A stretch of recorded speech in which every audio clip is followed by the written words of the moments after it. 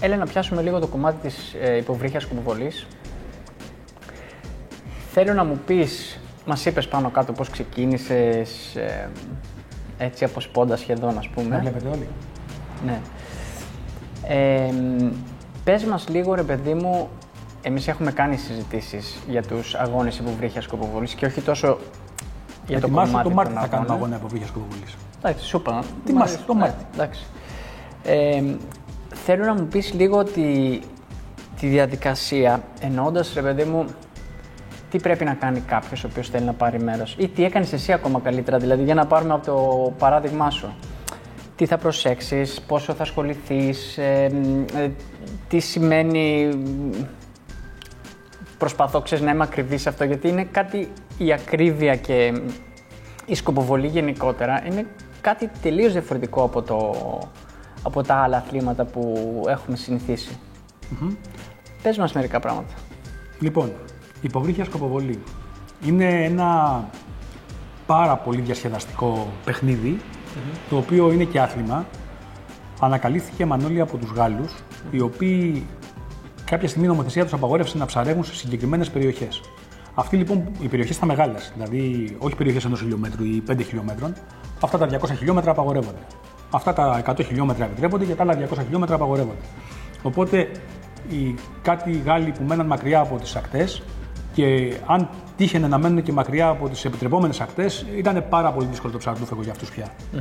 Δεν συνέφερε οικονομικά να φύγεις να κάνεις 400 χιλιόμετρα να φτάσεις σε μια παραλία που επιτρέπεται το ψάρεμα, να ψαρέψεις ας πούμε ένα λαβράκι και να γυρίσεις 400 χιλιόμετρα πίσω για να έχεις πιάσει αυτό που ένας Έλληνας πετάγεται στη θάλασσα, το πιάνει και γυρνάει.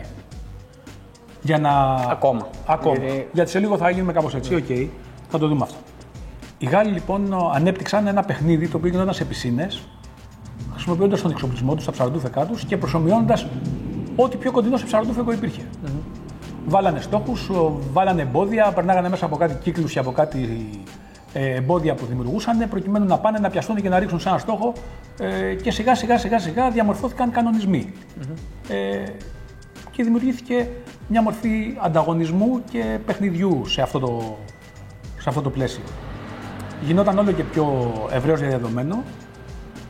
Άρχισαν να γίνονται πολύ καλοί σε αυτό, να θέτουν δηλαδή κάποιους τρόπους και κάποιους κανόνες για το πώς θα το κάνουν ίδιο για όλους.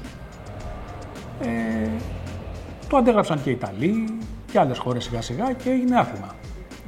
Η ιδέα κάποιων δηλαδή να καλύψουν το κενό του ψαροτούφεκου τελικά δημιουργήσε αυτό που λέμε εμείς σήμερα υποβρύχια σκοποβολή αγωνιστική. Έχει πάρα πολλά πλεονεκτήματα σαν άθλημα. Δεν έχει καθόλου μυϊκούς τραυματισμούς. Μπορεί να τα κάνει οποιοδήποτε. Έχει αγωνίσματα που μπορεί να τα κάνει ένας μεγάλος άνθρωπος ή ένας πολύ μικρός εννοώ 16-17 χρονών που να μπορεί να οπλίζει ένα όπλο. Έτσι. Είναι απολύτως ασφαλή.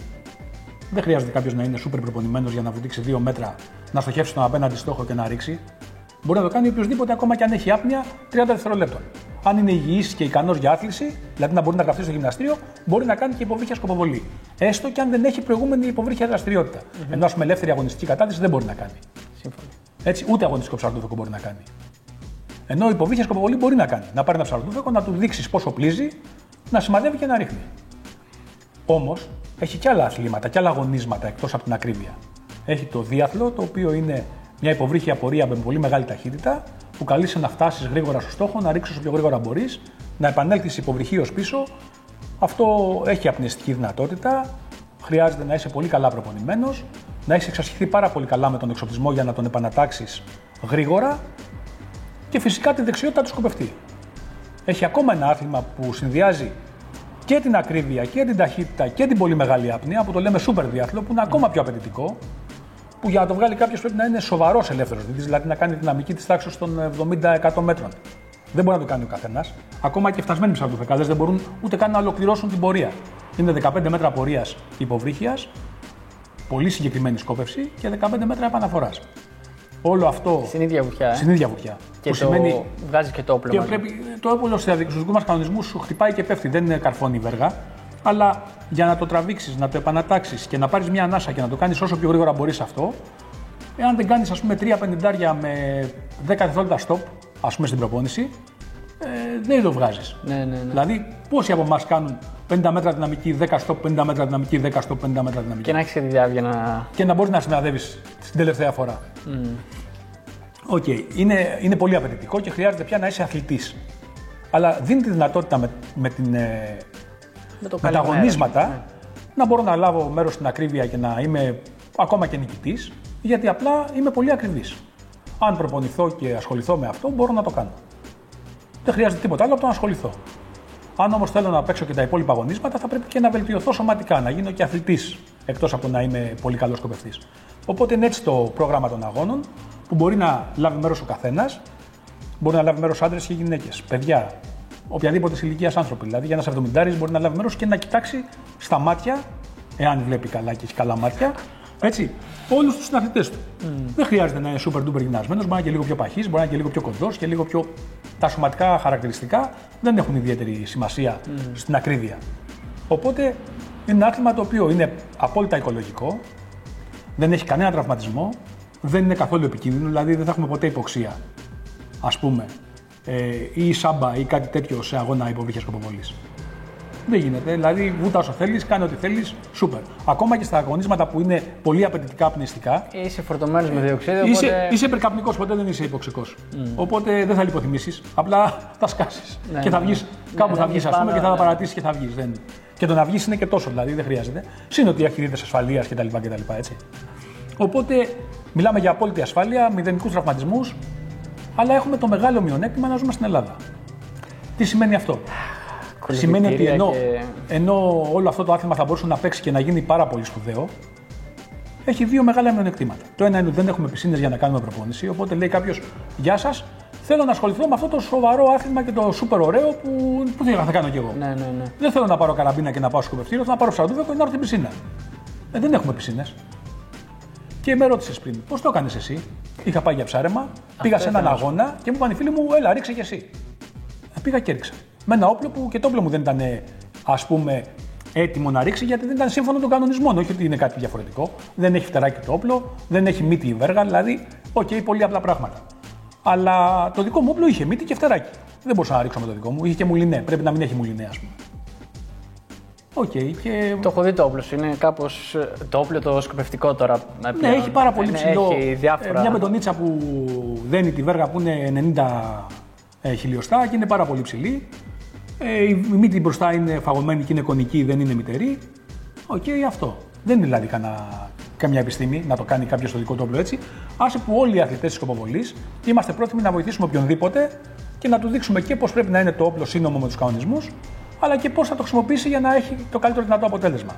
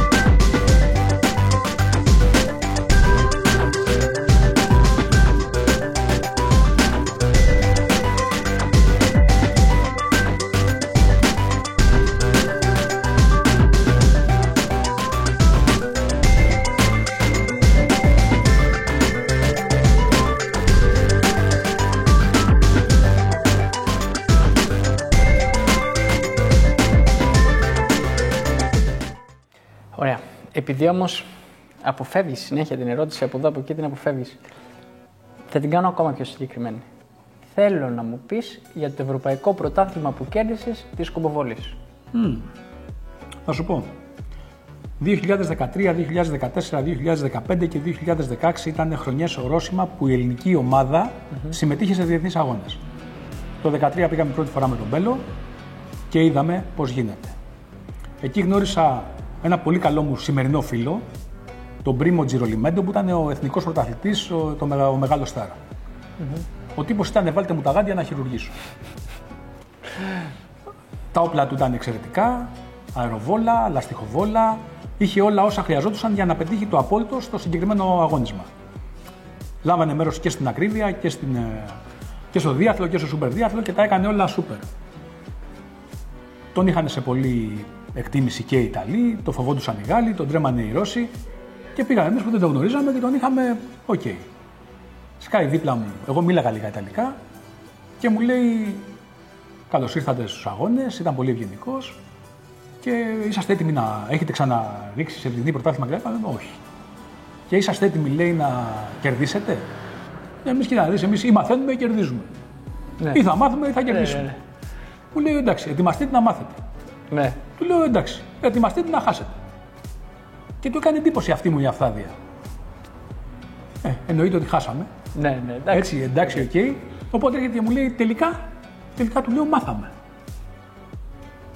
Ήρθε το 2014 που πια αρχίσαμε να έχουμε θέσεις στα μετάλλια. Και το 2013 είχαμε πάρει κάποια μετάλλια τότε στη χαδρομία με τον Μπέλο και με τα παιδιά που είχαν πέσει, Σαραντινός, Μπέλος, Τζιμπίδης, Μιχάλης. Και δεν θυμάμαι, ο Καμαριανάκης νομίζω, είχε συμπληρώσει την τετράδα. Οκ, πάντως και ο Γιάννης ο Καμαριανάκης ήταν μαζί μας εκείνη την αποστολή. Είχαμε λοιπόν και ένα μετάλλιο τότε. Αλλά ήταν ένα ομαδικό και όχι αυτό που λέμε μια συνολική παρουσία που να κουνήσει τα πράγματα. Το 2014 πήγαμε, το ξαναείδαμε και το καταλάβαμε. Ζητήσαμε την συνδρομή του Δήμου Αλήμου και μας παραχωρήθηκε η πισίνα κανένα μήνα, κάτι που ήταν πρωτόγνωρο. Και πραγματικά πηγαίναμε και ρίχναμε όσο πιο συχνά μπορούσαμε σε στόχους που είχε φτιάξει ο Μπέλος, με όπλα που μας είχε δώσει ο Μπέλος και γενικά δηλαδή ο Μπέλος ήταν πίσω απ' όλα. Έκανε τα πράγματα να δουλεύουν και να συμβαίνουν. Ακόμα και την πισίνα, ο Μπέλος είχε κανονίσει να μας τη δώσουν. Κλασικά. Έτσι, δηλαδή, οκ. Παρ' όλα αυτά, μας δόθηκε ευκαιρία να κάνουμε κάτι παραπάνω από το να ρίχνουμε μία φορά το χρόνο στους αγώνες. Γιατί αυτό συμβαίνει τώρα. Και αυτό συνέβαινε και τότε. Απλά για εκείνο το διάστημα μας δόθηκε πισίνα και πραγματικά δουλέψαμε. Αυτή μας η δουλειά είχε αποτέλεσμα. Γίναμε όλοι καλύτεροι, καταλάβαμε πώς γίνεται το παιχνίδι και το καταλάβαμε καλά.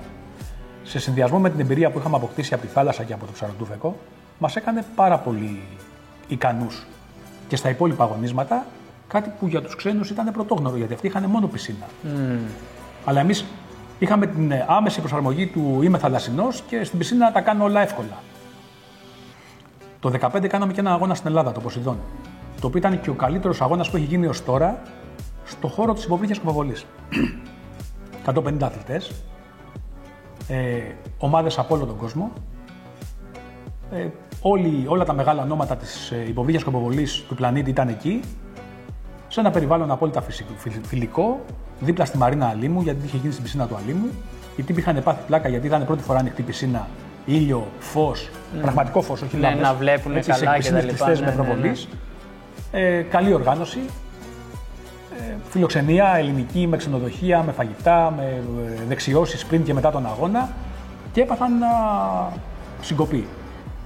Εκεί λοιπόν τους πιέσαμε πάρα πολύ. Ο Νίκος Σαραντινός έκανε το μαγικό.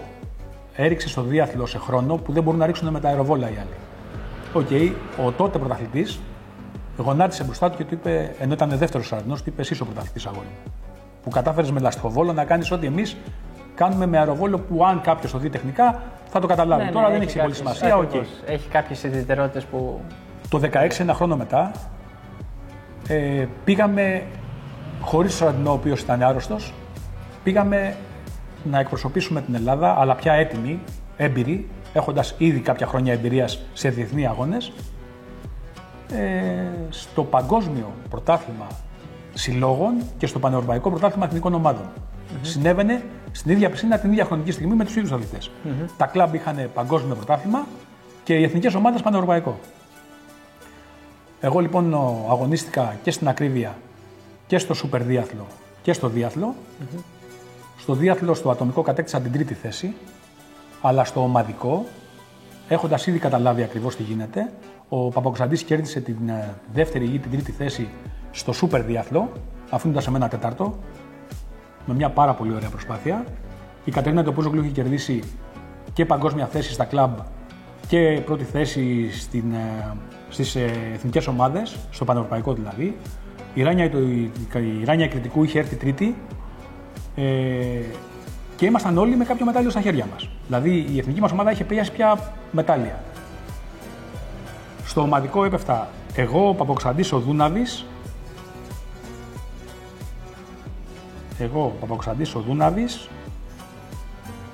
Τρεις. Ναι, εγώ, ο Παπακοσταντής και ο Δούναβης. Τρεις. Έτσι. Έψαχνα να βρω τον τέταρτο, δεν υπάρχει τρεις συμμετέχοντες. Τα χάσα. Ναι, και η εθνική ομάδα που σου έλεγα ήταν ο Τσιμπίδης, ο Μπέλος και ο Σαραντινός που είχαν πάρει το μετάλλιο. Όχι ο Καμαριανάκης, γιατί ήμασταν τρεις. Εγώ είχα μείνει από την Κολύμπη που είναι 4. Έψαχνα να βρω τον τέταρτο. Οκ. Συμφωνήσαμε μεταξύ μας να μην το τρέξουμε τόσο πολύ γρήγορα, όσο πραγματικά θα μπορούσαμε να το κολυμπήσουμε, για να στοχεύσουμε όσο πιο καλά μπορούμε. Διαβάζοντας τους κανονισμούς, είχαμε καταλάβει ότι η ακρίβεια είναι σημαντικότερη του χρόνου. Παρ' όλα αυτά, το δικό μας αργά ήταν το δικό τους πάρα πολύ γρήγορα. Ναι. Οπότε βγήκαμε και οι άλλοι μας νόμιζαν ότι έχουμε κάνει μια φορά λιγότερη από ό,τι πρέπει. Και μας λέγανε κι άλλο. Και λέγαμε τι κι άλλο. 9 βολές έχουμε κάνει, 3 ο καθένας. Δεν πιστεύαν ότι το έχουμε κάνει σε χρόνο που οι άλλοι είχαν κάνει 8 βολές και εμείς είχαμε κάνει 9. Και μάλιστα με ελαστικοβόλα όπλα. Και όταν βγήκε και το μέτρημα των στόχων, είχαμε κάνει πανευρωπαϊκό ρεκόρ, το οποίο δεν έχει σπάσει από τότε. Δηλαδή, ακόμα και τώρα, καμία ομάδα δεν έχει καταφέρει να το καταρρύψει. Μας ανέβασε πάρα πολύ στα μάτια τους. Τότε ήρθε ο Πρίμο Τζιριλμέντο και μου λέει: τελικά εσείς μάθατε. Και του λέω: στόπα. Μαθαίνουμε και ήρθε η ώρα να το καταλάβεις. Εννοείται ότι κάνουμε ακόμα παρέα με τον Πρίμο. Έχουμε γίνει πολύ καλοί φίλοι. Πια θεωρούμαστε από τις μεγάλες δυνάμεις της παγκόσμιας σκοποβολής. Δηλαδή, τώρα πια η Ελλάδα παίζει ρόλο. Εγώ είμαι και μέλος της Επιτροπής της ΚΜΑΣ ως τεχνικός έφορος του αθλήματος. Είμαστε μία Ιταλίδα, ένας Έλληνας, ένας Γάλλος και οι άλλοι 2 είναι Λιβανέζοι που από το Λίβανο είμαστε 5 άτομα που αποφασίζουμε για το πώς και για το τι πρέπει να συμβαίνει στον παγκόσμιο γίγνεσθε της υποβρύχιας σκοποβολής.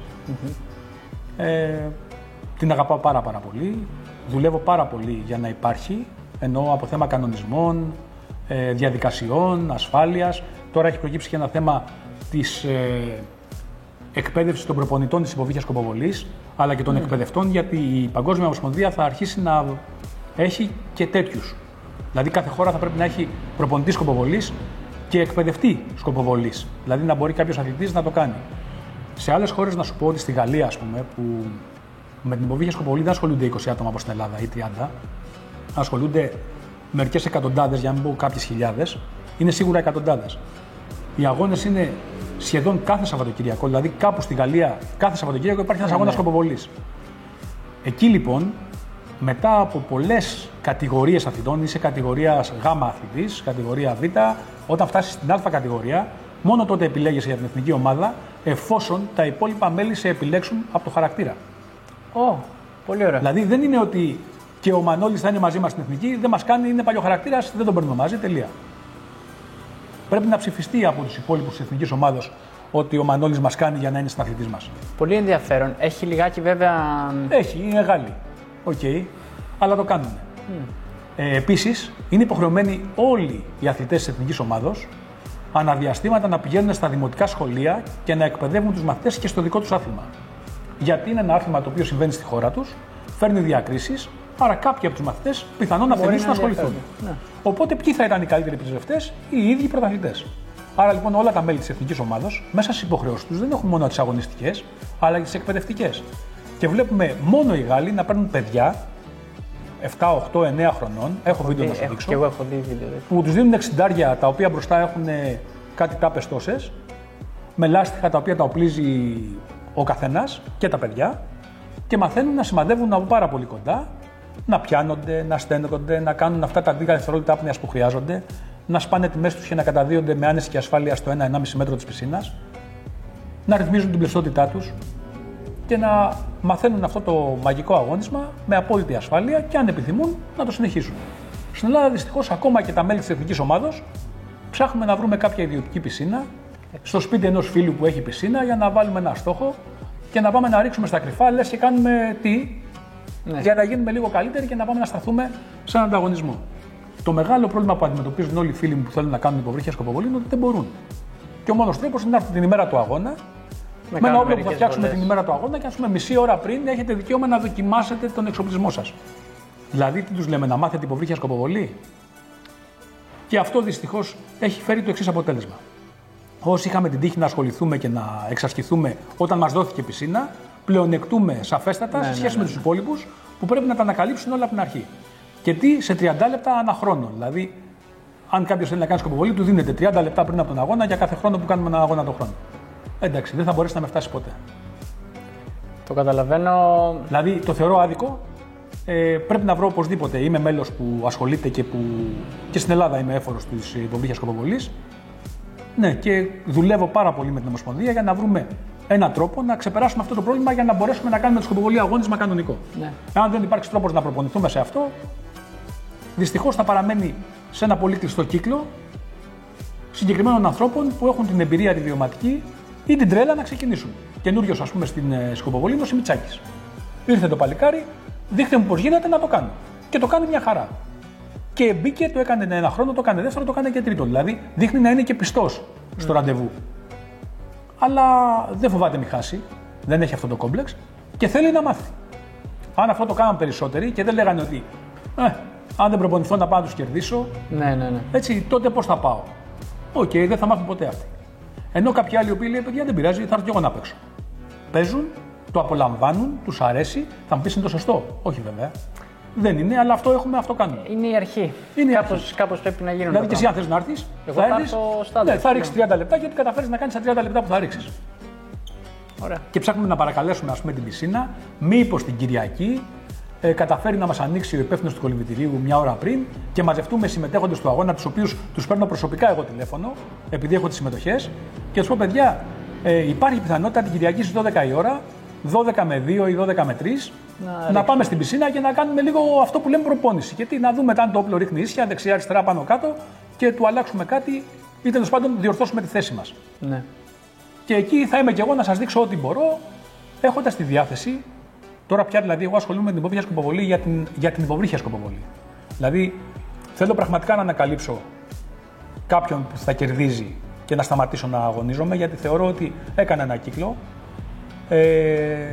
Και για να εξελιχθεί το άθλημα πρέπει σιγά σιγά να δώσουμε τη θέση μας στους υπόλοιπους. Συμφωνώ απολύτως. Τουλάχιστον με την υποβρύχια σκοποβολή φαίνεται λίγο πιο εύκολο αυτό, γιατί με τα υπόλοιπα. Ναι, γιατί είναι και πολύ συγκεκριμένο. Είναι σαν τα αγωνίσματα που σου έλεγα πριν. Δηλαδή, σου είπα για την άρση βαρών. Ωραία. Η σκοποβολή είναι το ίδιο πράγμα. Δηλαδή, αν κάποιος ασχοληθεί, έχει αυτό που λέμε ολόιδιες συνθήκες σε αυτόν τον αγώνα με τον αγώνα πριν από 4 χρόνια. Δεν θα αλλάξει τίποτα. Ούτε ο καιρός, ούτε το ρεύμα. Ούτε ο φωτισμός κάνει. Δηλαδή, πρέπει να πέσουμε σε πολύ κακή συνθήκη που να έχει συννεφιά, ας πούμε, και να αλλάξει το φως. Συνήθως στην Ελλάδα δεν έχει. Την μέρα που κάνουμε αγώνα έχει μια χαρά λιακάδα. Ωραία.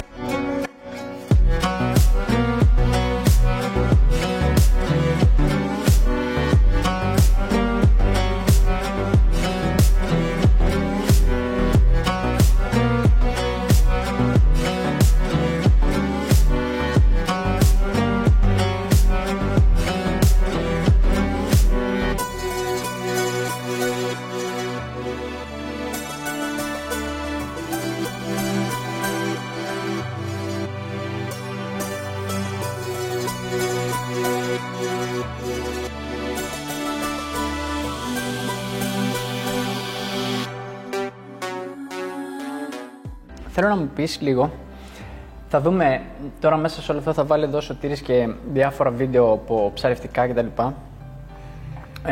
που εδώ έχω να κάνω το εξής σχόλιο. Παίρνοντας από τα βίντεο αυτά που μας έχεις δώσει για τον εκπαιδευτικό οργανισμό που ανεβάζουμε, έχουν όλα κάτι τίτλους έτσι περίεργους, το οποίο γελάμε, κλαίμε μόνοι μας. Δηλαδή, λέμε, κάτσε να διαλέξουμε βίντεο και ανοίγει και λέει, ξέρω εγώ, τι να πω, άλλο ένα σεμινάριο, ας πούμε. Ναι. Ήθελε και τα πάθε. Ναι, ήθελε και τα πάθε, ξέρω εγώ, ή κάτι τέτοιο. Ένα βίντεο που κοίταγα προχθές για το σεμινάριο του Ανδρέα του Κωνσταντινάκη που κάναμε. Του λέω ψάξε να βρεις κάπου, λέει,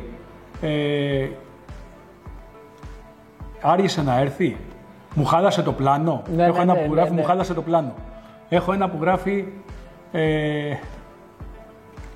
βιάστηκε να πεθάνει. Όλα τέτοια. Δεν ξέρω πώς μου έρχονται οι ονομασίες, αλλά με αυτόν τον τρόπο τα ταξινομώ στο μυαλό μου και όταν διαβάσω αυτή την ιδιαίτερη ονοματολογία, θυμάμαι τι έχει γίνει και μπορώ να σου πω αυτό είναι ένας ροφός εκεί και είναι ξέρω, μια συναγρίδα και είναι ένας οικιός και είναι ένας αργός. Μια χαρά, πάντως εμείς περνάμε πολύ ωραία κάθε φορά που πρέπει να διαλέξουμε. Όχι μόνο εσείς. Εμείς το απολαμβάνουμε δηλαδή, εντάξει. Πού να δεις αυτό που λέω, τα ονοματίζω καλοκαίρι του 22, καλοκαίρι του 23 και όταν δεν είναι καλοκαίρι έχω Αιγαίο Ιόνιο και έχω και το μέρος. Δηλαδή αν είναι Ιόνιο λέω Κεφαλονιά και την ημερομηνία. Ζάκυνθο την ημερομηνία. Λευκάδα την ημερομηνία. Αλλά Ιόνιο. Αν είναι καλοκαίρι, επειδή το καλοκαίρι ψαρεύω πάρα πολύ συχνά και επειδή ψαρεύω παντού, λέω λοιπόν καλοκαίρι του 23 πάμε. Ό,τι καλοκαίρι για μένα είναι η σεζόν από 1η Ιουνίου μέχρι τέλος Οκτώβρη. Αυτό είναι το καλοκαίρι του 23 ας πούμε. Ό,τι έχει συμβεί από 1η Ιουνίου μέχρι τέλος Οκτώβρη έχει μπει στο φάκελο καλοκαίρι του 23, καλοκαίρι του 22 κτλ. Κάτσε λίγο να το προχωρήσουμε γιατί να το κλείσουμε σε αυτό το μισάωρο. Λοιπόν, επιτέλους. Θα δούμε που λες τα διάφορα, θα βάλει ο Σωτήρης διάφορα εμβόλυμα βίντεο ψαρευτικά. Να το μεγαλώσουμε και λίγο γιατί είναι και σύντομο αυτό. Εντάξει, φίλε, συζήτηση κάνουμε. Δηλαδή δεν θα το βάλουμε μέσα σε ωραία. Όποιος θέλει να τη δει, ας τη δει. Όποιος δεν θέλει να τη δει, ας μην τη δει. Γι' αυτό είναι. Μπορούμε να την κάνουμε και σειρά, ξέρεις, 2 σεζόν. Καλογερόπουλος. Στο Netflix. Λοιπόν. 8 επεισόδια. Και στο κανάλι σου στο YouTube, αλλά και από αυτά που βλέπουμε εμείς κτλ. Σε βλέπουμε, ρε φίλε, να ψαρεύεις. Μεγάλα θυράματα, ωραία ψάρια, καρτέρια, πλαναρίσματα, τρύπες, όλα. Με 1-2 όπλα, ας πούμε. Όχι, με ένα όπλο. Τα 2 είναι στη βάρκα. Εντάξει. Θέλω να πω, ρε παιδί μου, ότι δεν θα δεις ποτέ κανένα κανόνι. Θα δεις ένα όπλο που εμφανισιακά τουλάχιστον μοιάζει με συμβατικό, ας πούμε. Τι εννοείς? Εννοώ ότι μοιάζει με συμβατικό. Δεν ξέρω αν υπάρχει. Είναι ο ορισμός του συμβατικού, δηλαδή δεν υπάρχει εμφανισιακά, είναι ο ορισμός. Τι είναι συμβατικό όπλο? Ένα μονολάστιχο λαστιχοβόλο όπλο με μια 6,5 βέργα και με ένα 17,5 λάστιχο. Δηλαδή ο πιο ορισμός δεν γίνεται. Αυτό. Εξήγησέ μας λίγο τη φάση. Αυτό θέλω να σου πω. Γιατί, συγγνώμη, γιατί η προσέγγιση, ας πούμε, και θα σε ρωτήσω μετά και για το YouTube γενικότερα, είναι όλοι το μεγαλύτερο, το πιο αυτό, δηλαδή έχει ξεφύγει η φάση τελείως αλλού. Θα σου πω λοιπόν τα πράγματα όπως τα έχω βιώσει. Κάποτε από τον ναυτικό όμιλο Αλλιώτης που ήμουνα μέλος, δημιουργήθηκε ένα σεμινάριο σχετικά με τη βλητική των όπλων. Και καλεσμένοι ήταν ο Τόλης ο Μπέλος και ο Νίκος ο Κουκούλας, οι οποίοι θα μας έκαναν το σεμινάριο. Εγώ τότε δεν συνεργαζόμουν μαζί τους, γιατί μιλάμε για κάπου το 2005, 2006, 2007, που ακόμα δεν είχαμε σχέση να έχουμε χορηγία ή κάποια επαφή ιδιαίτερη. Τους γνώριζα από τα περιοδικά. Τότε ο Τόλης ο Μπέλος λοιπόν μας παρουσίασε τα C4, τα ρήφη, τα ράγιο και κάποια άλλα όπλα που είχαν φέρει μαζί. Κάποια Mark Valentine, κάποια Valentine, πώς τα λέγανε αυτά τα παλιά. Και ολοκληρώθηκε το σεμινάριο σε 1-2 ώρες που μας είπε για τη βλητική, για την πορεία του βλήματος, του βέλους, για τα λάστιχα, για τα αεροβόλα. Μας κάνανε μια παρουσίαση. Όταν έκλεισε το σεμινάριο όμως, εμείς που ήμασταν οι διοργανωτές, τους πήγαμε για φαγητό έξω. Στον δρόμο που πηγαίναμε για την ταβέρνα, ο Μπέλος είπε: ρε παιδιά, λέει να σας πω κάτι. Ένας ψαροτουφεκάς όταν ξεκινάει τη δραστηριότητά του με το ψάρεμα, συνήθως θα πάρει ένα 75, ένα 90 όπλο, γιατί θα είναι το πρώτο όπλο που θα αγοράσει, και με αυτό θα αρχίσει να ανακαλύπτει το ψαροτούφεκο. Μετά λέει θα κάνει ένα ταξίδι μέσα σε διλάστιχα όπλα, ξύλινα όπλα, carbon όπλα, roller όπλα, invert roller τώρα.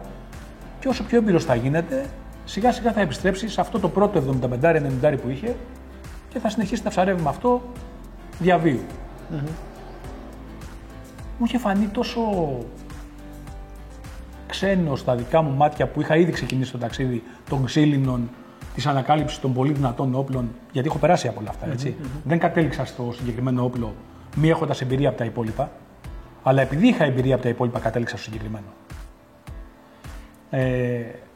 Διαπίστωσα λοιπόν ότι, το είχε πει και ο Ζωνομέσης σε μια κουβέντα του, σε μια έκθεση, τα μεγάλα όπλα είναι για μεγάλα ψάρια. Στη Μεσόγειο δεν έχουμε μεγάλα ψάρια. Για μένα μεγάλο ψάρι είναι ένα ψάρι 50 κιλών. Τα ψάρια των 15 και των 20 κιλών είναι μεσαία ψάρια. Και τα υπόλοιπα είναι μικρά, δηλαδή ένα ψάρι 3 κιλά, 4 κιλά. Είναι ένα μικρό ψάρι. Αν πάμε στους ωκεανούς και δούμε τι είναι μεγάλα ψάρια, τα δίκλα και τα τρίκυλα δεν τα του φεκάνε. Έτσι. Καθόλου. Και τα 10 κιλά είναι μικρά. Σου λέει ήταν ένα μικρό, 10-15 κιλά. Ένα μικρό. Και είχε και ένα 50-40 που ήταν ένα μεσαίο.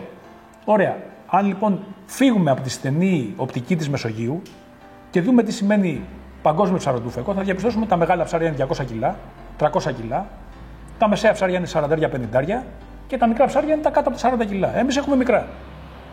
Ποιος από τους δικούς μας ψαροτούφεκάδες συναντάει 50 ψάρια στο ψάρεμά του? Ναι, θα τύχει μια φορά να περάσει μια τούνα μπροστά μας, ένα μαγιάτικο 50. Αλλά εντάξει, αυτό δεν είναι τώρα να στήσεις. Οκ, δεν θα στήσω. Ακριβώς επειδή αυτό το κατάλαβα και επειδή είμαι τεμπέλης, λέω ότι έχω ένα όπλο που τα πιάνει όλα. Γελάμε το τεμπέλης. Έτσι, ναι, όχι, μην γελάς, είναι αλήθεια. Έχω ένα όπλο που πλύζεται εύκολα, που δεν χρειάζεται καν δεύτερη σκάλα για να τρυπήσει ένα ψάρι 8-5-3 κιλά. Και αν είναι κάτι που είναι πιο μακριά, μια συναγρίδα, ξέρω εγώ, λέω ας βάλω δεύτερη σκάλα να τη φτάσει κιόλας. Γιατί όταν τη φτάσει, όχι για να αυξήσω το ωφέλιμο βεληνικές που δεν μπορώ να το αλλάξω, αλλά το δραστικό. Δηλαδή, να τη φτάσει και να την τρυπήσει. Οκ, και μερικές φορές γνωρίζω ότι ένας ροφός 20 κιλά δεν θα καταφέρει να τον ξεπεράσει το όπλο μου από τα 3 μέτρα και πηγαίνω στα 2. Και άλλωστε αυτό είναι και το παιχνίδι της βελτίωσης. Όχι να φτάσει το ψάρι κοντά μου, να φτάσω εγώ το ψάρι με κάποιο τρόπο, ναι, αλλά να φτάσει το ψάρι κοντά μου. Δηλαδή να καταφέρω εγώ να το προσεγγίσω τόσο.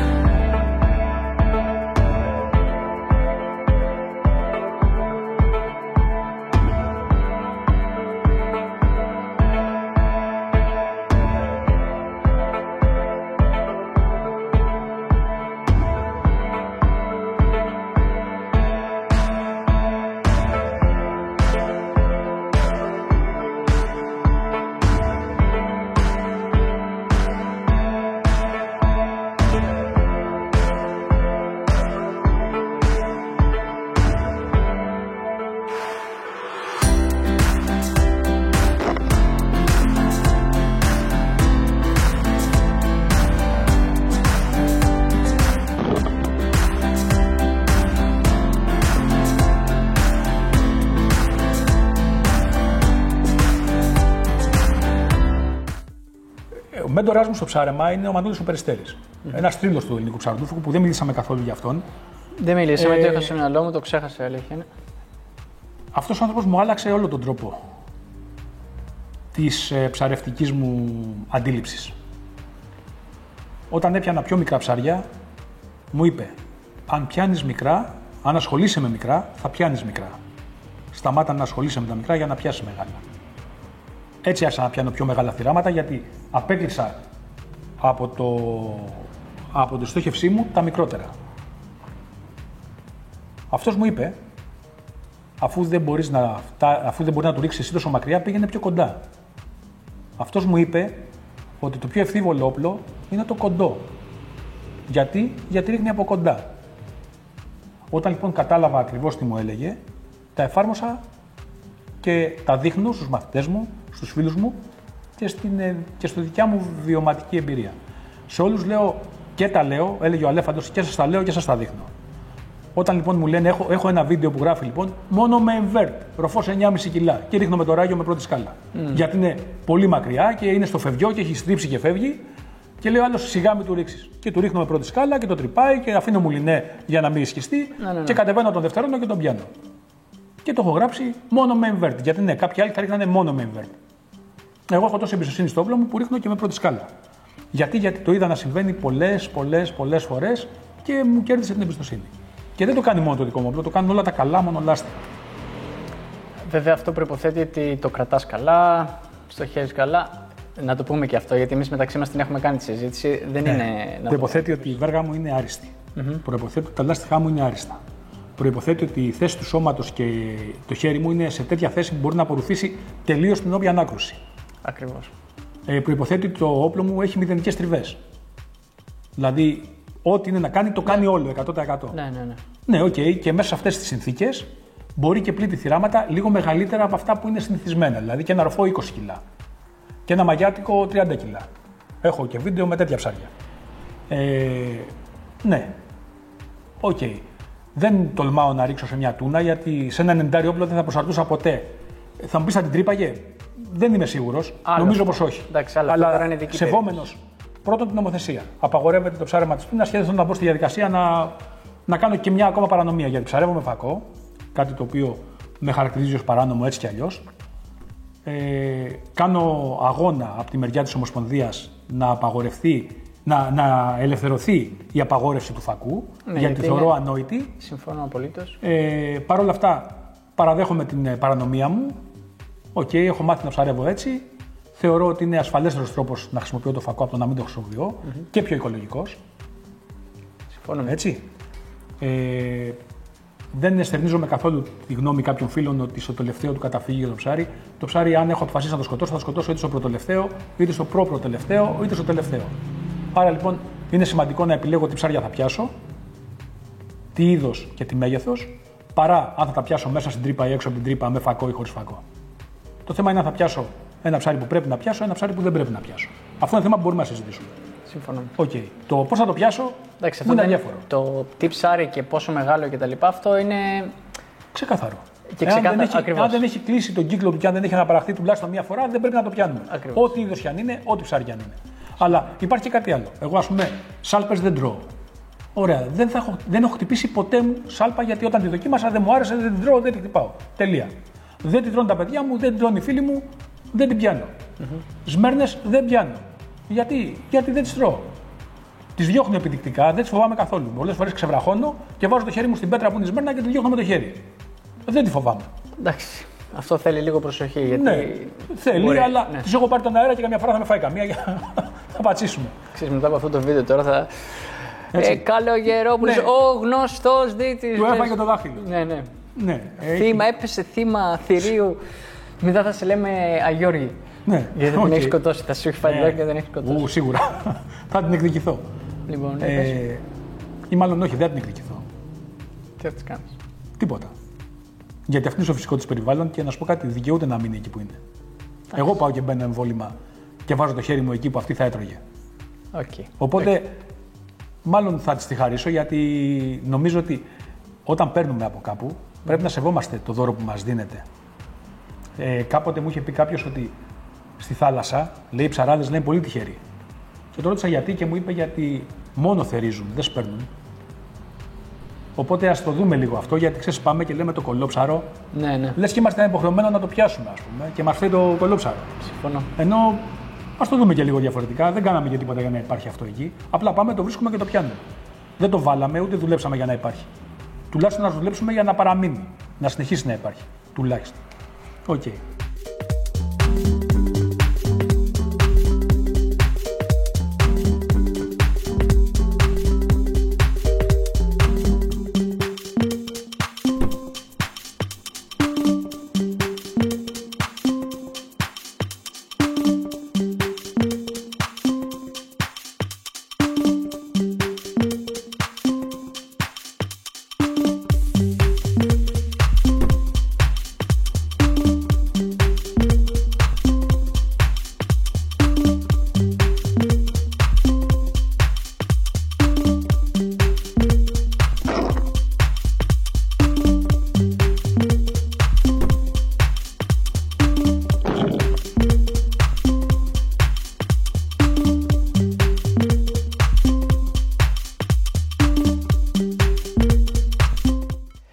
Θέλω να μου κάνεις λίγο ένα έτσι σχετικά σύντομο σχόλιο για τη φάση με το YouTube.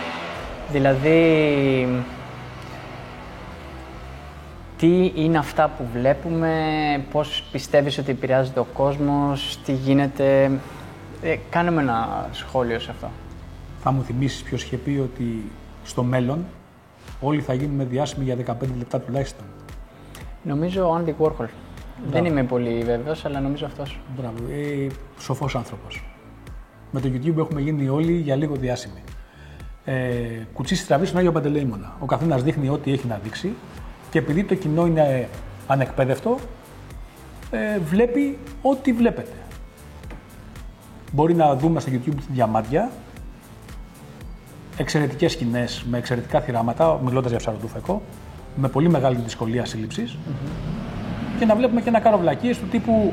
Έχω δει βίντεο που ήταν ο άλλος 3,5-3,15 καρτέρι στα 10 μέτρα και στο τέλος της βουτιάς έδειξε το ρολόι και λέει: ορίστε, έκανα 3,15 καρτέρι. Και έβλεπα 3,5 λεπτά ένα βίντεο περιμένοντας να δω κάτι και δεν έκανε τίποτα, ούτε καν βολή. Απλά έδειξε το ρολόι και είπε: κοίτα πόσο μεγάλη άπνοια έχω. Και τι έδειχνε στον κόσμο, ότι μπορεί να κάνει μια μέγιστη στατική σε βάθος, χωρίς ζευγάρι. Το οποίο είναι και επικίνδυνο. Το οποίο είναι εγκληματικό, όχι επικίνδυνο. Και λέω: τι δείχνει τώρα ο τύπος.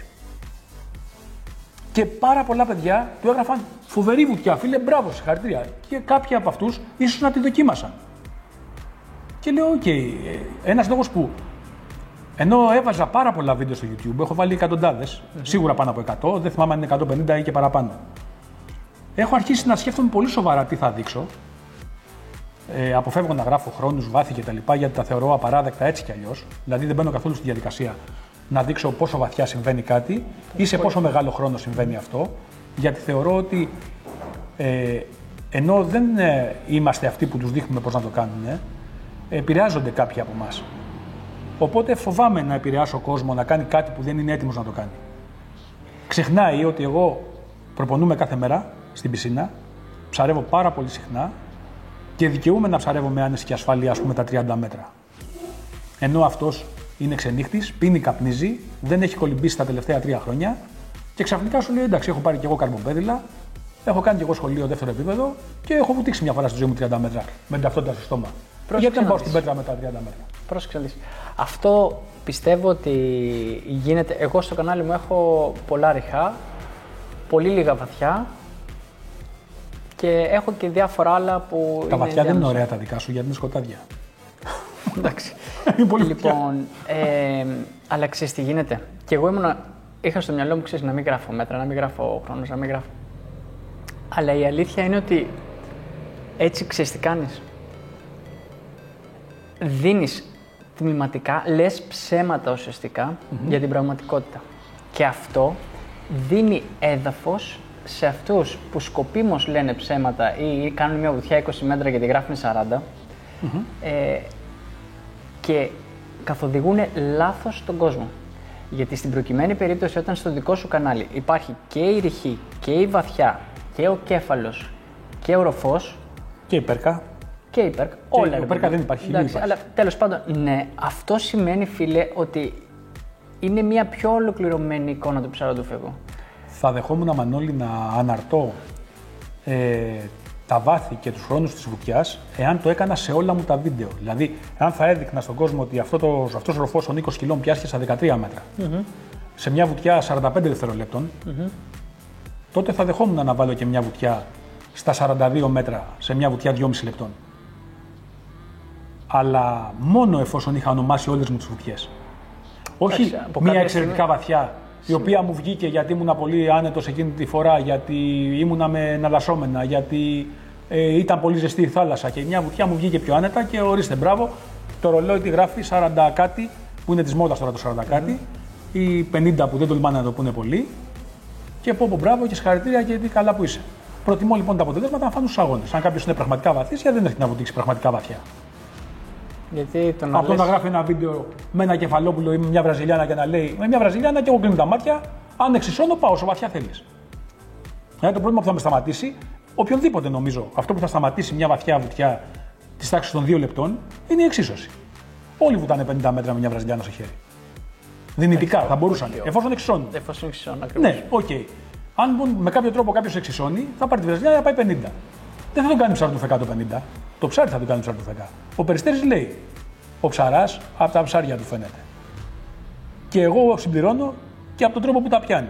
Δηλαδή, αν εγώ θέλω ένα τριλάστιχο invert roller για να πιάσω μια συναγρίδα στα 3 μέτρα, θέλω δουλειά για να γίνω ψαράς.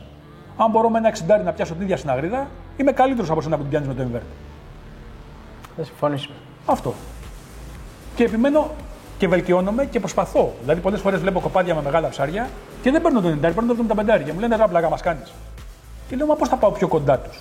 Αν έχω το 90 θα ρίξω, γιατί και εγώ θέλω να πιάσω το θύραμα. Με το 75 θα αναγκαστώ να περιμένω λίγο ακόμα ή να κρυφτώ λίγο καλύτερα. Και πολλές φορές δεν ρίχνω γιατί ποτέ δεν έρχεται το ψάρι τόσο κοντά. Ναι. Και μου λέει, καλά, μα δεν έχω ανάγκη να πιάσω τη συναγρίδα, έχω ανάγκη να την πιάσω όπως θέλω εγώ. Και δυστυχώς δεν έχω. Σκέφτομαι πολύ σοβαρά να βάλω κάμερα και στα μικρά όπλα. Γιατί έχω, ας πούμε, πιάσει συναγρίδα με το 60. Ναι. Και είναι 7 κιλά, ας πούμε. Και μου λένε δεν γίνεται, και όμως γίνεται. Και έχω ανθρώπους που ψαρεύαμε μαζί και το έχουν να το επιβεβαιώσουν. Ο Γιώργος ο Μαχημάρης. Πιάσαμε μαζί συναγρίδα 7 κιλά και ήταν με το 90 και δεν έριξε γιατί τα ψάρια ήταν μεγάλα. Και ήμουνα με το 60, βούτυξα, τη βάρεσα, την έπιασα και του λέω ορίστε. Και μου λέει πώς το κάνεις αυτό. Το έριξα. Μου λέει εγώ δεν έριξα με το 90. Ο κακός. Την έπιασα εγώ με το 60. Ναι, κακός δεν έριξε. Αν έριξε, Ο κακός. Καλός που δεν έριξες γιατί την πιάσω εγώ. Οκ, κακός γιατί είναι φίλος μου και ήθελα να την πιάσει. Πλάκα έκανε.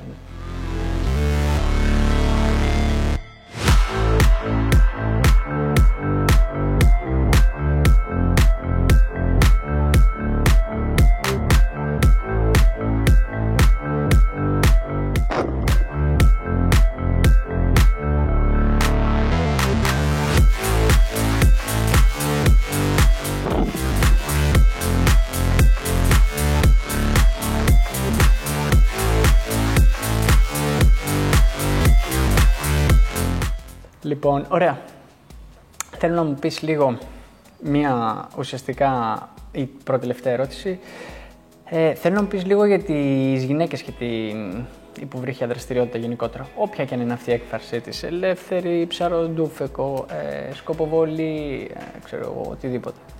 Ένας φίλος μου έλεγε ότι οι γυναίκες είναι άλλο ζώο του ζωικού βασιλείου. Είναι άλλο ζώο οι άντρες. Αν δηλαδή λέγαμε τους ανθρώπους εντός εισαγωγικών ζώα, θα έλεγε ότι είναι άλλο ζώο. Δεν είναι από το ίδιο είδος, είναι άλλο.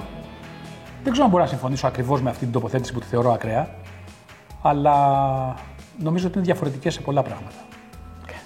Αυτή τους διαφορετικότητα τις κάνει διαφορετικές και στη δικιά μας δραστηριότητα.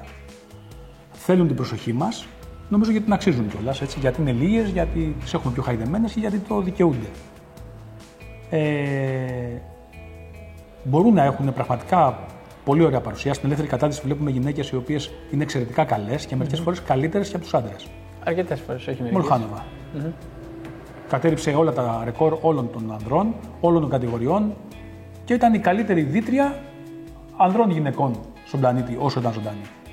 Από τη μέρα που χάθηκε και μετά, συνεχίζει ο γιος της, ο οποίος παραμένει ο καλύτερος δίτης όλων των κατηγοριών ανδρών γυναικών. Αλλά υπάρχουν πάρα πολλές γυναίκες οι οποίες είναι εξαιρετικά καλές. Στην ελεύθερη κατάδυση έχουν κερδίσει έδαφος και νομίζω ότι μπορεί να είναι και περισσότερες από τους άντρες. Πλέον, ναι. Νομίζω ότι μπορεί να είναι περισσότερες από τους άντρες.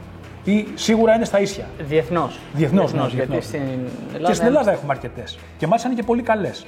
Ναι. Η Φεϊρούζα, ας πούμε, είναι παγκόσμια πρωταθλήτρια στην κατηγορία Master. Και εξαιρετικά καλή και στη senior, γιατί είναι τόσο δυνατή που μπορεί να αγωνίζεται και στην κανονική κατηγορία με αξιώσεις. Η Άννα Ηλιάδου επίσης. Με βουτιές 190 μέτρα δυναμική. Δηλαδή με σοβαρές βουτιές, όχι με μικρές. Η Ηλιάδου βουτάει 150-160 μέτρα χωρίς πέτυλα, ας πούμε. Δυναμική. Μιλάμε για πολύ σοβαρές επιδόσεις. Παγκόσμιες, όχι σοβαρές, παγκόσμια σοβαρές επιδόσεις. Δηλαδή βρίσκονται στην πεντάδα των κορυφαίων. Η ελεύθερη κατάδυση στην Ελλάδα και από άντρες και από γυναίκες είναι πολύ ψηλά. Οι γυναίκες λοιπόν στο ψαροντούφεκο είναι πολύ ιδιαίτερες και πολύ λίγες. Έχω γνωρίσει προσωπικά κάποιες από αυτές, νομίζω όλες τις καλές, με την Ευτυχία την Πενταράκη, με τη Βαγγελιό από την Νεάπολη, δεν θυμάμαι το επώνυμό της, αλλά ήταν μια εξαιρετική ψαροντούφεκου, η οποία βουτούσε εύκολα 30 μέτρα σταθερά βάρη, χειμώνα καλοκαίρι και έπιανε ψάρια. Ήταν παντρεμένη με τον Βασίλη τον Αρτόπουλο. Εξαιρετική ψαροντούφεκου και πολύ καλό παιδί. Τη Χρύσα την Ταλάκα, η οποία είναι στον Κάλαμο, στον Καστό. Κάπου βόρεια. Η Χρύσα, ναι. Η οποία και αυτή ψαρεύει πάρα πολύ καλά και πιάνει πάρα πολλά ψάρια, δηλαδή θα τα ζήλευαν, αν όχι όλοι οι άντρες, οι περισσότεροι. Η Κατερίνα Τοπούζογλου, η οποία όλοι ξέρουμε ότι ό,τι και να κάνει το κάνει καλά και πολύ σοβαρά και ψαρεύει και πολύ καλά. Αυτή μάλιστα συμμετείχε και σε Πανελλήνιο Πρωτάθλημα Υποβρυχίας Αλίας. Ναι, και είχε πάει και καλά. Και ήταν και η πρώτη που άνοιξε τον δρόμο για να το κάνουν κι άλλες. Υπήρξαν και κάποιες ακόμα οι οποίες προσπάθησαν να συμμετάσχουν σε αγώνες, χωρίς ιδιαίτερη επιτυχία, ενώ ήταν πολύ καλές ελεύθερες δίτριες. Στο ψαροντούφεκο δεν είχαν την ίδια ικανότητα γιατί δεν είχαν εξασκηθεί το ίδιο καλά, φαντάζομαι. Δηλαδή τους έλειπε η εξάσκηση. Παρ' όλα αυτά, νομίζω ότι και οι γυναίκες δικαιούνται χώρο. Απλά το άθλημα είναι τέτοιο που δεν χωράει, μάλλον δεν είναι στη φύση τους τόσο πολύ. Το να σκοτώσουν και να πιάσουν το θύραμά του. Δηλαδή, δεν φαντάζομαι μια κανονική γυναίκα που αρέσκεται στο να πιάσει ένα χταπόδι, να του γυρίσει την κουκούλα ανάποδα και να του βγάλει την καρδιά και τάντερα, να τα πετάξει παραδίπλα και να συνεχίσει βάζοντας το χταπόδι στη ψαροβελόνα. Είναι μια αγκρίκολα σκηνή, βάρβαρη, που για τις γυναίκες είναι πολύ βάρβαρη. Όχι ότι εμείς είμαστε πολύ πιο σκληροί, ας πούμε, σαν είδος, αλλά θες το κοινωνικό πρότυπο να είναι τέτοιο που να μας το επιτρέπει. Δηλαδή, σε έναν άντρα, εντάξει, και να σφάξει μια κότα είναι πιο φυσιολογικό. Σε μια γυναίκα λες, καλά, κότες φάζει. Αν και στα χωριά οι γυναίκες φάζαν τις κότες. Οκ, τις έχουμε κάνει τώρα πια πολύ εκλεπτισμένες. Αυτό είναι μόνο. Εντάξει, δηλαδή νομίζω ότι και αυτές έχουν λίγο. Ή θέλω να πιστεύω ότι το έχουν κάπως μέσα τους. Απλά λίγο να απελευθερωθούν θέλουν, να ξεφύγουν οι ίδιες δηλαδή από την. Είναι κοινωνικά πρότυπα τα οποία υπάρχουν και είναι δύσκολο να αλλάξουν στο στενό πλαίσιο ενός αθλήματος. Δηλαδή υπάρχουν αθλήματα που τα λέμε αντρικά και το ψαροντούφεκο είναι ένα από αυτά. Αντρικά τώρα, εντάξει. Οκ, είναι ένα από αυτά. Δηλαδή το 99% των συμμετοχών είναι άντρες. Για να μην πω το 99,9% ας πούμε. Ναι. Οπότε το θεωρώ αντρικό. Ναι, υπάρχουν γυναίκες. Τώρα υπάρχουν 10 και γνωρίζω τις 9 ας πούμε. Ή μπορεί να υπάρχουν 15 και να γνωρίζω τις 9. Έχει κι άλλες. Έχει, δεν τις ξέρω όλες, αλλά είναι λίγες. Είναι λίγες. Δηλαδή σε ένα σεμινάριο που έκανα με τον προχθές, ήμασταν 15 άτομα, ήταν μια κοπέλα. Ναι, είναι 1 σε 15, δηλαδή το ποσοστό είναι 2%, 3%. Ναι. Εντάξει. Οκ.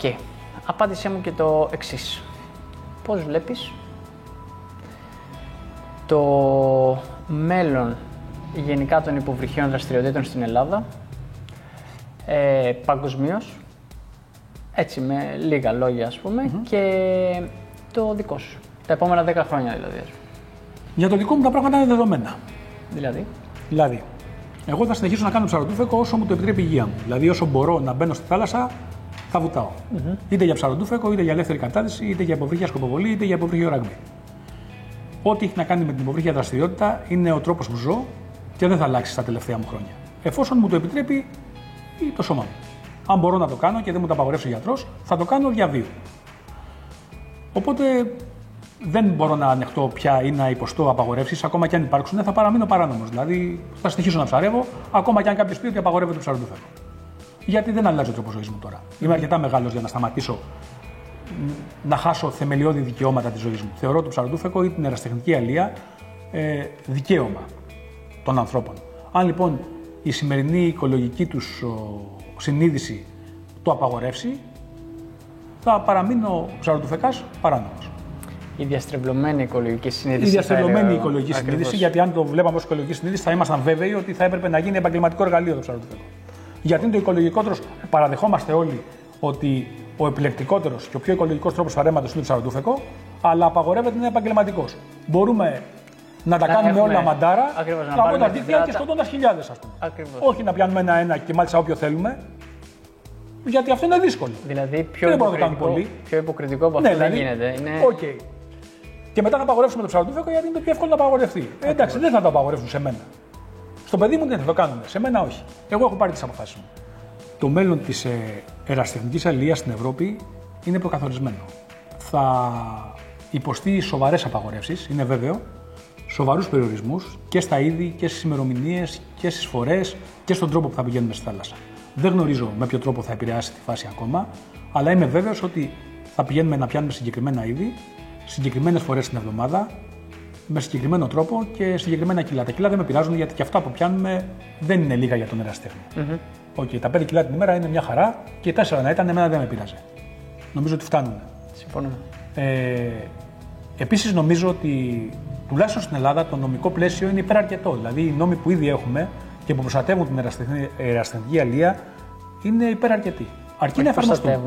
Εννοείς προσδιορίζουν. Προσδιορίζουν και προστατεύουν. Εννοώ ότι προσδιορίζουν καλύτερη έκφραση σίγουρα, αλλά και προστατεύουν με τη λογική ότι θέτουν κανονισμούς και όρους που όλοι μπορούμε να ψαρεύουμε χωρίς να κάνουμε ζημιά. Αν τους εφαρμόσουμε πραγματικά, και εννοώ να τους εφαρμόσουμε και να τους εφαρμόσει και το κράτος, αλλά και εμείς ως ερασιτέχνες αλεείς, τότε έχουμε ήδη κάνει βιώσιμη την ερασιτεχνική αλεία. Δεν χρειάζεται κάτι άλλο. Ναι. Καμία επιπλέον απαγόρευση δεν μας κάνει κάτι καλύτερο. Αυτές που έχουμε είναι υπεραρκετές. Αρκεί όμως να τις εφαρμόζουμε. Δυστυχώς, επειδή δεχόμαστε πίεση από τους Ευρωπαίους ομόλογους μας, θα αλλάξουμε και θα περιορίσουμε κι άλλο την ερασιτεχνική αλεία στην Ελλάδα. Και για το ψαροντούφεκο τα πράγματα θα είναι άσχημα. Πιστεύω ότι πολύ γρήγορα το πρώτο που θα είναι χαμένο στις υπόθεσεις θα είναι το αγωνιστικό ψαροντούφεκο και αυτό μοιραία, όταν σταματήσει να συμβαίνει το αγωνιστικό ψαροντούφεκο, θα σταματήσει να υπάρχει και η ελευθερία στην υποβρύχια αλεία γενικώς. Δηλαδή από τότε και μετά θα υποστούν πάρα πολλές απαγορεύσεις οι ψαροντούφεκάδες. Όταν χάσουμε το αγωνιστικό ψαροντούφεκο, θα χάσουμε πάρα πολλά πράγματα από αυτό που σήμερα γνωρίζουμε σαν ψαροντούφεκο. Είτε αυτό είναι μέρες, είτε είναι μεγέθη, είτε είναι είδη, μπορεί να πει ο ροφός απαγορεύεται τελεία. Η συναγρίδα μία το χρόνο. Δεν ξέρω τι μπορεί να πει. Πάρα πολλά πράγματα μπορούν να σκαρφιστούν και όλα αυτά θα συμβούν αμέσως μετά την απώλεια του αγωνιστικού ψαροντούφεκου. Πρέπει να το προστατεύσουμε σαν θεσμό με νύχια και με δόντια. Δεν ξέρω αν θα τα καταφέρουμε, όμως πρέπει να προσπαθήσουμε. Η ελεύθερη κατάδυση απ' την άλλη θα ανθίσει. Και αθλήματα όπως η υποβρύχια σκοποβολή θα ανθίσουν. Γιατί και ο τουρισμός, ο οποίος έχει να κάνει με τα σπορ και με αυτό που λέμε ο οικολογικός τουρισμός, η επαφή με τη φύση ανεβαίνει και είναι τάση της εποχής. Οπότε σε πολλούς θα άρεσε να κάνουν ένα σύντομο σχολείο ελεύθερης και μερικές βουτιές. Είναι της μόδας, προβάλλεται, αρχίζουμε και βλέπουμε ντοκιμαντέρ με ελεύθερους δίτες. Σούπερ, νομίζω ότι αυτό θα συνεχίσει να υπάρχει και θα μας αναγκάσει την επαφή μας αυτή που ξεκινήσαμε ως κυνηγοί στη θάλασσα να την κάνουμε είτε υποβρύχια σκοποβολή που τι είπαμε ότι είναι υποκατάστατο του ψαροντούφεκου σε πισίνα. Είτε ελεύθερη κατάδυση που και αυτό είναι ένα υποκατάστατο της βουτιάς, της ίδιας της βουτιάς που όλοι έχουμε ανάγκη για να ψαρέψουμε. Νομίζω λοιπόν ότι θα αρκεστούμε σε υποκατάστατα. Είτε αυτά είναι ελεύθερη κατάδυση, δεν θέλω να μειώσω την αξία της, το καταλαβαίνεις. Ναι, προφανώς. Αλλά καταλαβαίνω. Στο μυαλό μου, επειδή γεννήθηκα ψαροντούφεκας, γαλουγήθηκα ψαροντούφεκας και συνεχίζω ψαροντούφεκας, και αν με ρωτήσεις τι είσαι, αλλά με μόνο ένα ορισμό, θα σου έλεγα ψαροντούφεκας, δεν θα σου έλεγα ελεύθερος δίτης ή σκοπευτής. Το ίδιο πράγμα θα σου έλεγα και εγώ. Έτσι, επειδή λοιπόν προσδιορίζω τον εαυτό μου ως ψαροντούφεκα, τα υποκατάστατα που χρησιμοποιούμε θα παραμείνουν και θα χαθεί το ίδιο το ψαροντούφεκο. Οκ, για να δούμε. Ελπίζω να κάνω λάθος. Δεν ξέρω, κι εγώ ελπίζω, αλλά μάλλον δεν κάνεις λάθος. Δεν είναι εύκολο μάλλον είναι βαρύ αυτό που έχουμε να κουβαλήσουμε, η ηλικία η δικιά μας, η γενιά δικιά μας. Θα πληρώσουμε και τα λάθη μας, έτσι να ξέρεις. Δηλαδή, οι κακές συμπεριφορές των προηγούμενων ετών είναι αυτές που έχουν δώσει λαβή για σχόλια στους ενάντιους της υποβρύχιας αλείας.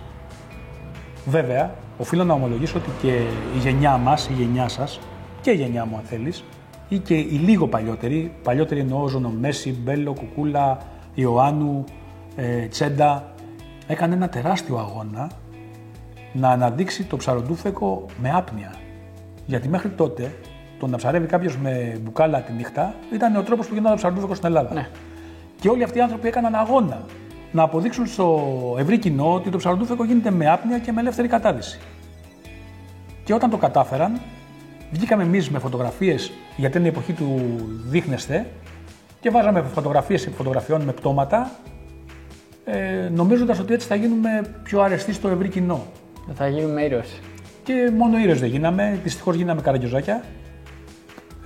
Μόνοι μας δώσαμε λαβή στους επαγγελματίες και όχι μόνο, να πούν ότι αυτό που κάνουμε δεν είναι οικολογικό. Ενώ όλοι μας γνωρίζουμε ότι μια ψαριά ενός επαγγελματία είναι ασύγκριτα μεγαλύτερη από ότι. Απλά δεν τη βγάζει φωτογραφία. Δεν έχει λόγο ένας επαγγελματίας να βγάλει φωτογραφία την ψαριά. Ούτε η του. συχνότητα, Έτσι. ούτε. Πάει κάθε μέρα, πειράματα. πιάνει πολύ περισσότερα από εμάς που πάμε μια φορά τη βδομάδα ή μια φορά το μήνα. Και οκ, απλά αυτός δεν το κάνει, δεν το προβάλλει. Εμείς ήμασταν τόσο χαζοί που το προβάλαμε. Μου συνέβη, Μανώλη, και θέλω να το πω.